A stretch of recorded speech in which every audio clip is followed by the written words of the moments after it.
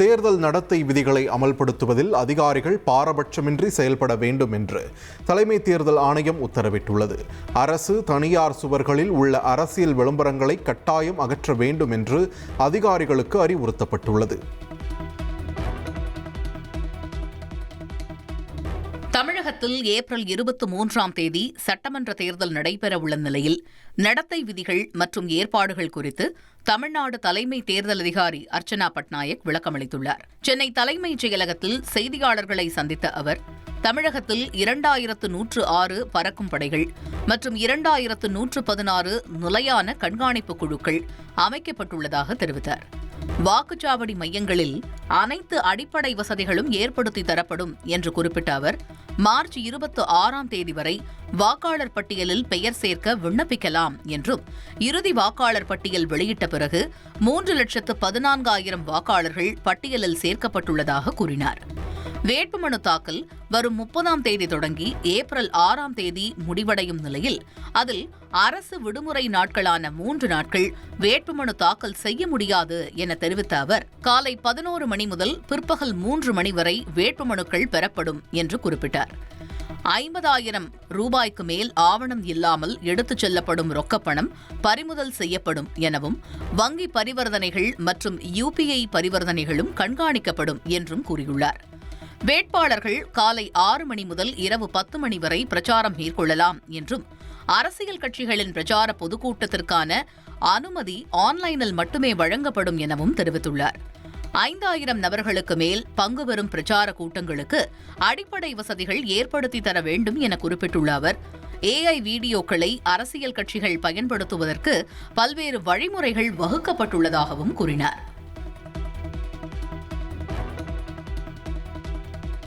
சட்டமன்ற தேர்தல் அறிவிக்கப்பட்டுள்ள நிலையில் சென்னை அண்ணா அறிவாலயத்தில் திமுக மாவட்ட செயலாளர்கள் ஆலோசனைக் கூட்டம் நடைபெற்றது. திமுக தலைவர் மு.க.ஸ்டாலின் தலைமையில் நடைபெற்ற இக்கூட்டத்தில் தேர்தல் பணிகள் குறித்து ஆலோசிக்கப்பட்டது. சட்டமன்ற தேர்தல் பிரச்சாரத்தின் போது தனிநபர் விமர்சனத்தை தவிர்க்க வேண்டும் என்று திமுகவினருக்கு முதலமைச்சர் மு.க.ஸ்டாலின் அறிவுறுத்தியுள்ளார். கடந்த தேர்தல்களில் வாக்குகள் குறைவாக பெற்ற வாக்குச்சாவடிகளில் அதிக கவனம் செலுத்தவும் மாவட்ட செயலாளர் கூட்டத்தில் அவர் உத்தரவிட்டுள்ளார். சென்னையில் 978 இடங்களில் 4,079 வாக்குச்சாவடி மையங்கள் அமைக்கப்பட உள்ளன. 16,500 பேர் தேர்தல் பணியில் ஈடுபட உள்ளதாக மாவட்ட தேர்தல் அலுவலர் குமரகுருபரன் தெரிவித்துள்ளார். தேர்தல் நடத்தை விதிகள் அமலில் உள்ளதால் உரிமம் பெற்ற துப்பாக்கிகளை ஒப்படைக்க சென்னை காவல்துறை உத்தரவிட்டுள்ளது. 2,375 உரிமம் பெற்ற துப்பாக்கிகள் உள்ள நிலையில் இதுவரை 1,191 துப்பாக்கிகள் மட்டுமே ஒப்படைக்கப்பட்டுள்ளதாக காவல்துறை தெரிவித்துள்ளது. தமிழகத்தில் தேர்தல் நடத்தை விதிகள் அமலானதை தொடர்ந்து மாநிலம் முழுவதும் பறக்கும் படை போலீசார் தீவிர வாகன சோதனையில் ஈடுபட்டு வருகின்றனர். பல்வேறு ஊர்களில் உரிய ஆவணங்களின்றி கொண்டு செல்லப்படும் ரொக்கப்பணம் பறிமுதல் செய்யப்பட்டுள்ளது.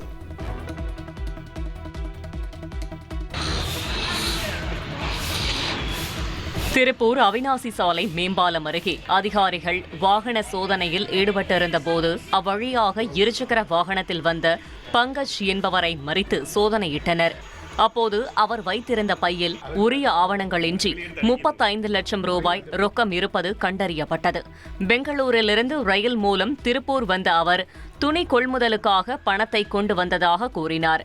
இருப்பினும் முறையான ஆவணங்கள் இல்லாததால் பணத்தை பறிமுதல் செய்த அதிகாரிகள் அதனை மாவட்ட கருவூலத்தில் ஒப்படைத்தனர்.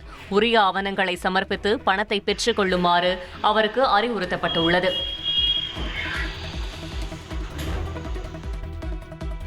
திருப்பூர் மாவட்டம் அவிநாசியில் காரில் எடுத்துச் செல்லப்பட்ட 14 லட்சம் ரூபாய் ரொக்கத்தை தேர்தல் பறக்கும் படையினர் பறிமுதல் செய்தனர்.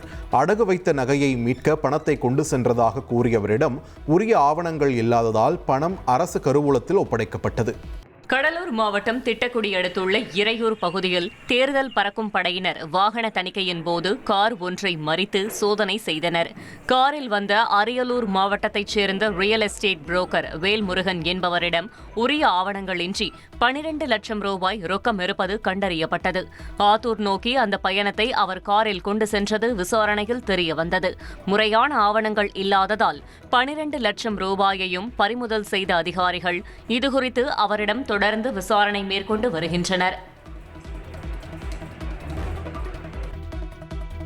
தமிழகத்தில் தேர்தல் நடத்தை விதிகள் அமலுக்கு வந்ததில் இருந்து தற்போது வரை 1,20,00,000 ரூபாய் பறிமுதல் செய்யப்பட்டுள்ளது. 50,000 ரூபாய்க்கு மேல் ஆவணம் இன்று கொண்டு செல்ல முடியாது 50,000 ரூபாய்க்கு மேல் ஆவணமின்றி கொண்டு செல்ல முடியாது என்று மாநில தேர்தல் அதிகாரி அர்ச்சனா பட்நாயக் தெரிவித்துள்ளார். தமிழக சட்டமன்ற தேர்தல் ஏப்ரல் 23ஆம் தேதி நடைபெற உள்ள நிலையில் மாநில எல்லைகளில் பாதுகாப்பு பலப்படுத்தப்பட்டுள்ளது. திருப்பத்தூர் மாவட்டம் வாணியம்பாடி அடுத்த தமிழக ஆந்திர எல்லைப் பகுதிகளான தகரகுப்பம், கொத்தூர் மற்றும் திம்மாம்பேட்டையில் மத்திய பாதுகாப்பு படையினர் தீவிர கண்காணிப்பில் ஈடுபட்டுள்ளனர். மாவட்ட தேர்தல் பறக்கும் படையினருடன் இணைந்து துப்பாக்கி ஏந்திய பாதுகாப்பு படையினர் அவ்வழியாக வரும் அனைத்து வாகனங்களையும் சோதனையிட்ட பிறகே அனுமதிக்கின்றனர். மாநில எல்லைகள் வழியாக சட்டவிரோதமான பணம், பொருட்கள் ஊடுருவுவதை தவிர்க்க 24 மணி நேரமும் இந்த சோதனை தொடர்கிறது. நீலகிரி மாவட்டத்தில் 3 மாநில எல்லைப் பகுதியில் தேர்தல் பறக்கும் படையினர் தீவிர வாகன சோதனையில் ஈடுபட்டுள்ளனர். கேரள பதிவெண் கொண்ட வாகனத்தில் எடுத்து வரப்பட்ட காங்கிரஸ் கட்சியின் கொடிகள் மற்றும் தொப்பிகளை அதிகாரிகள் பறிமுதல் செய்தனர்.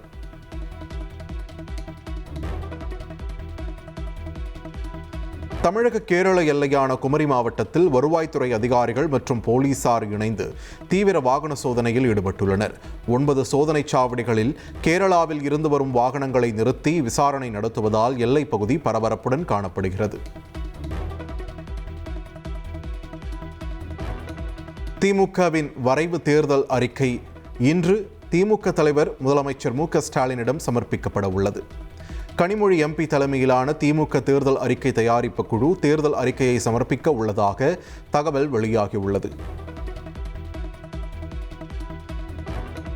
தமிழகத்தில் சட்டம் ஒழுங்கு சீர்கேடு மற்றும் போதைப் பொருள் புழக்கத்தை கட்டுப்படுத்த தவறியதாக திமுக அரசை கண்டித்து தமிழகம் முழுவதும் நாளை தேசிய ஜனநாயக கூட்டணி சார்பில் கண்டன ஆர்ப்பாட்டம் நடைபெற உள்ளது. அதிமுக தலைமையிலான தேசிய ஜனநாயக கூட்டணி கட்சிகள் இணைந்து அனைத்து மாவட்ட தலைநகரங்களிலும் இந்த ஆர்ப்பாட்டத்தை முன்னெடுக்கின்றன. இது தொடர்பாக அறிக்கை வெளியிட்டுள்ள அதிமுக பொதுச் செயலாளர் எடப்பாடி பழனிசாமி, கஞ்சா மற்றும் கள்ளச்சாராய புழக்கத்தால் இளைஞர்களின் எதிர்காலம் பாதிக்கப்படுவதாகவும் இதற்கு பொறுப்பேற்று முதலமைச்சர் மு.க.ஸ்டாலின் உரிய நடவடிக்கை எடுக்க தவறிவிட்டதாகவும் குற்றம் சாட்டியுள்ளார்.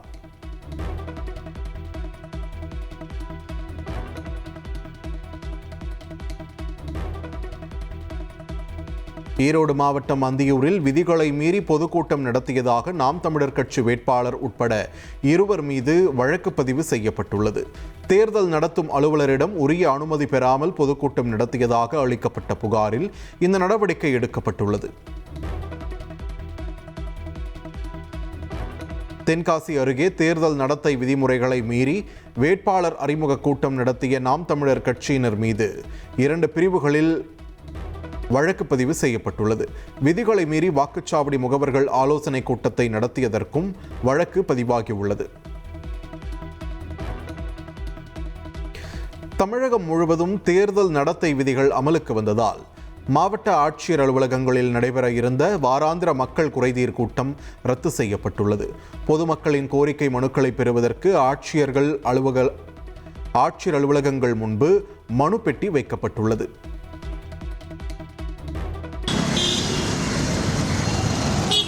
புதுச்சேரியில் சட்டமன்ற தேர்தலுக்கான வேட்புமனு தாக்கல் தொடங்கியது. 30 சட்டமன்ற தொகுதிகளுக்கும் ஏப்ரல் 9ஆம் தேதி ஒரே கட்டமாக தேர்தல் நடைபெறவுள்ளது. இதற்கான வேட்புமனு தாக்கல் வருகிற 23ஆம் தேதி முடிவடைகிறது. இதனிடையே புதுச்சேரியில் இதுவரை எந்த கட்சி சார்பிலும் வேட்பாளர்கள் அறிவிக்கப்படவில்லை. இன்னும் சில தினங்களுக்குள் வேட்பாளர் அறிவிக்கப்பட்டு வெள்ளிக்கிழமை வேட்புமனு தாக்கல் செய்யப்படலாம் என எதிர்பார்க்கப்படுகிறது.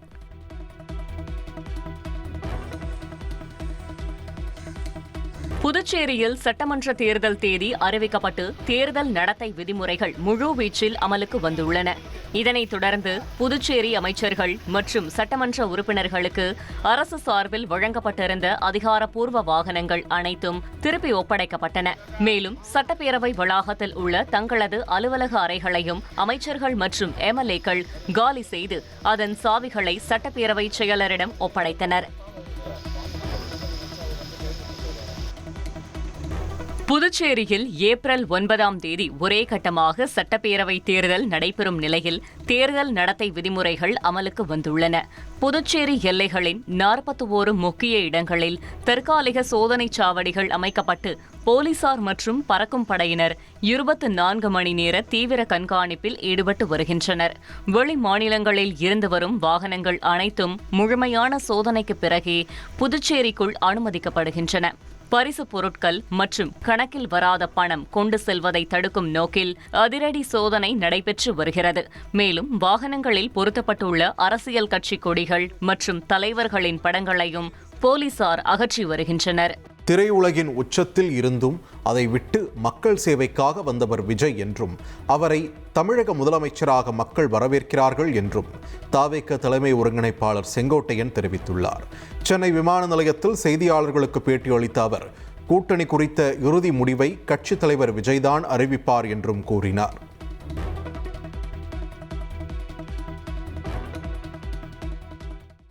செய்துவிட்டு ஒருவர் மக்கள் பணியாற்ற வந்திருக்கிறார் என்று சொன்னால் அவர்தான் தமிழ்நாட்டுடைய முதலமைச்சராக வர வேண்டும் என்பதுதான் எல்லோருடைய ஆசை, ஆவல். அது மே மாதத்திலே தேர்தல் முடிவுகள் கிடைக்கும். அவரை பொறுத்தவரையிலும் வருகின்ற ஆண்டில் தேசிய கொடியை ஏற்றி வைக்கிற தலைவராக அவர் திகழ்வார். வாய்ப்பு கொடுத்தாதான் கூட்டணின்னு சொல்றீங்க. முதலமைச்சராக வர வேண்டும் என்று சொன்னாலே புரிந்து கொள்வீர்கள். தூத்துக்குடி மாவட்டம் விளாத்திக்குளத்தில் +2 மாணவி கொல்லப்பட்ட வழக்கில் 5 பேரிடம் DNA பரிசோதனை நடத்தப்பட்டுள்ளதாக உயர்நீதிமன்ற மதுரை அமர்வில் தமிழக அரசு தெரிவித்துள்ளது. மாணவியின் பெற்றோர் விசாரணைக்கு முழு ஒத்துழைப்பை வழங்க நீதிபதிகள் உத்தரவிட்டுள்ளனர்.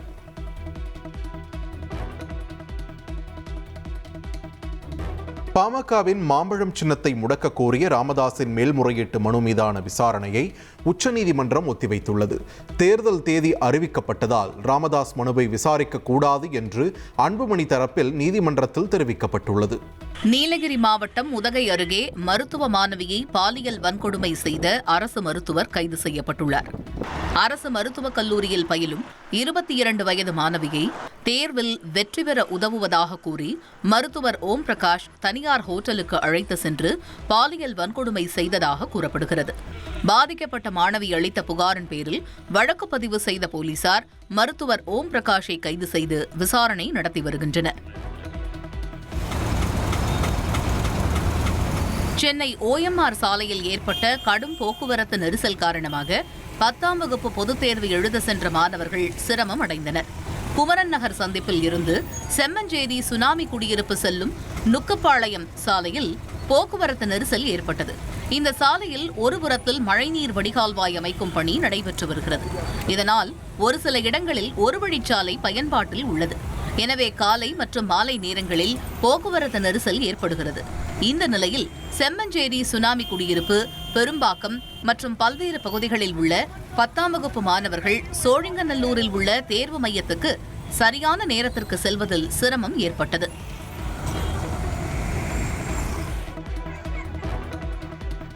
சென்னை RK நகர் புது வண்ணாரப்பேட்டையில் புதிய நகர்ப்புற மேம்பாட்டு வாரிய குடியிருப்பில் வீடு ஒதுக்கீடு முறையாக செய்யப்படவில்லை என கூறி பொதுமக்கள் சாலை மறியலில் ஈடுபட்டனர். கடந்த 2020ஆம் ஆண்டு பழைய குடியிருப்புகள் இடிக்கப்பட்ட நிலையில் புதிதாக கட்டப்பட்ட அடுக்குமாடி குடியிருப்புகள் சமீபத்தில் திறந்து வைக்கப்பட்டது. பின்னர் வீடு ஒதுக்கீடு செய்ய அதிகாரிகள் முகாம் நடத்தினர். ஆனால் தரைதளத்தில் வசித்தவர்களுக்கு மேல்தளங்களில் வீடுகள் வழங்கப்பட்டதாகவும் ஒதுக்கீடு முறையில் மாற்றம் செய்ய வேண்டும் என்றும் குடியிருப்போர் குற்றம் சாட்டினர். காசிமேடு கடற்கரை சாலையில் அரை மணி நேரமாக நடைபெற்ற மறியலால் சுமார் 2 கிலோமீட்டர் தூரத்திற்கு போக்குவரத்து நெரிசல் ஏற்பட்டது. சம்பவ இடத்தில் போலீசார் போராட்டக்காரர்களுடன் பேச்சுவார்த்தை நடத்தினர். ஒடிசா மாநிலம் மயூர்பஞ்ச் மாவட்டம் கரஞ்சியா பகுதியில் திடீரென வீசிய பலத்த சூறாவளி காற்றால் பெரும் சேதம் ஏற்பட்டது. அரிதானதாக கூறப்படும் இந்த சூறாவளியில் சிக்கி 2 பேர் உயிரிழந்தனர். மேலும் 100க்கும் மேற்பட்ட வீடுகள் சேதமடைந்ததுடன் 25க்கும் மேற்பட்டோர் காயமடைந்ததாக தகவல்கள் வெளியாகியுள்ளது. இந்த நிலையில் பல இடங்களில் மின்கம்பங்கள் மற்றும் மரங்கள் வேரோடு சாய்ந்து பாதிப்பு ஏற்பட்டுள்ளது.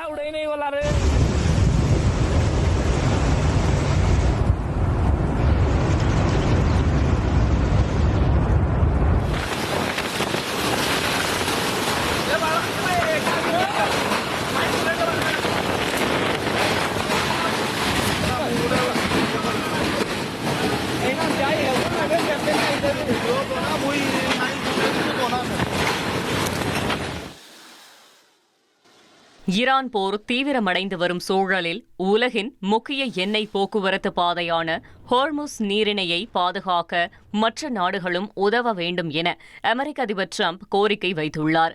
இந்த நீரிணையை பாதுகாக்க 7 நாடுகளுடன் அமெரிக்கா பேச்சுவார்த்தை நடத்தி வருவதாக தெரிவித்த அவர், சீனா, பிரான்ஸ், ஜப்பான், தென்கொரியா, பிரிட்டன் உள்ளிட்ட நாடுகள் இதில் பங்கேற்க வேண்டும் என்றும் கூறினார். ஈரான் பெரும்பாலான எண்ணெய் கப்பல் போக்குவரத்தை தடை செய்துள்ளதால் அந்த பகுதியில் பதற்றம் அதிகரித்துள்ளதாகவும் டிரம்ப் தனது சமூக வலைதள பதிவில் குறிப்பிட்டுள்ளார்.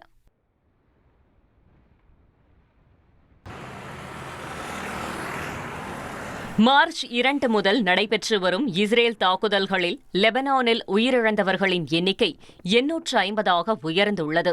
கொல்லப்பட்டவர்களில் 66 பேர் பெண்கள், 107 பேர் குழந்தைகள் மற்றும் 32 பேர் மருத்துவ பணியாளர்கள். மேலும் 2105 பேர் காயமடைந்துள்ளனர். லெபனான் அரசுடன் நேரடி பேச்சுவார்த்தை நடத்த இஸ்ரேல் திட்டமிடவில்லை என இஸ்ரேல் வெளியுறவுத்துறை அமைச்சர் தெரிவித்துள்ளார். மேலும் இஸ்ரேல் மீதான ஹிஸ்புல்லா தாக்குதல்களை லெபனான் அரசு தடுக்க வேண்டும் என்றும் அவர் வலியுறுத்தினார்.